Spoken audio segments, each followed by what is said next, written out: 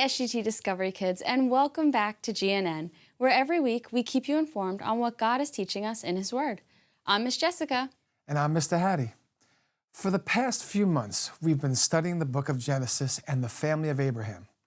We took a break last week to look at the book of Job and see that God also spoke to other people as well. But today we go back to the story of Abraham's family. That's right. Last time we left Abraham's family, they were brought to Egypt by Joseph to be saved from the famine in the land. God delivered them and made sure that His special people were safe. They were foreigners in the land of Egypt and were called Hebrews. The Hebrews were safe for many years in Egypt until Joseph died. One day a Pharaoh came to power who did not know who Joseph was, and he enslaved all the Hebrews in Egypt. He forced them to work for the Egyptians for free and made their lives difficult.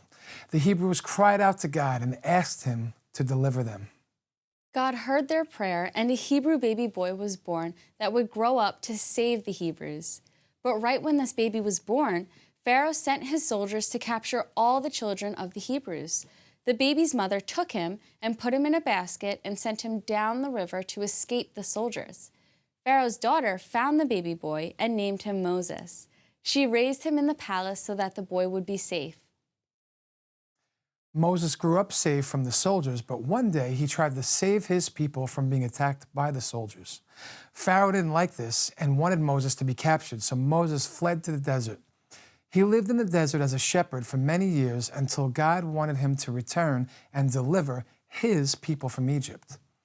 While Moses was watching sheep in the desert, God spoke to him through a bush that was on fire but was not burning up. God told Moses to go back to Egypt and deliver the Hebrews. At first, Moses was scared and did not want to go, but God assured Moses that He would be with him. He told Moses to trust Him and obey. Moses obeyed the Lord and returned to Egypt to deliver the people from Pharaoh's hand.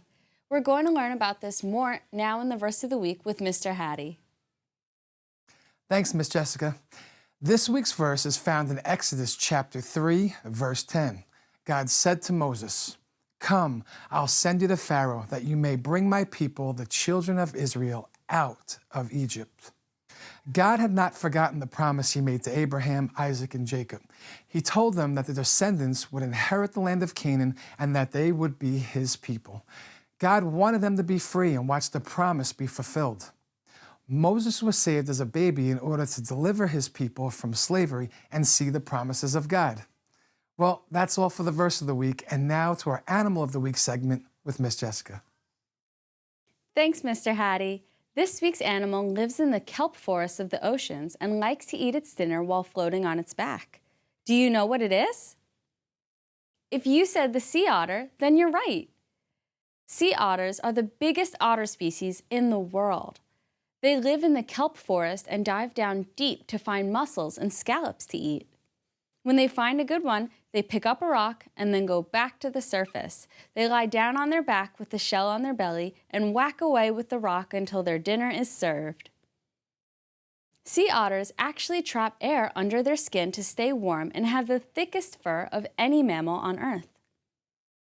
When sea otter pups are very young, their mothers wrap them up in kelp to keep them from floating away while they're looking for food.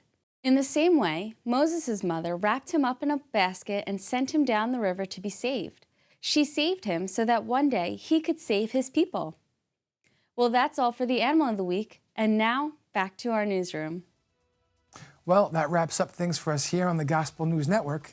Thank you for joining us. We look forward to seeing you again right here next week. God bless you, and remember, be blessed And be a blessing.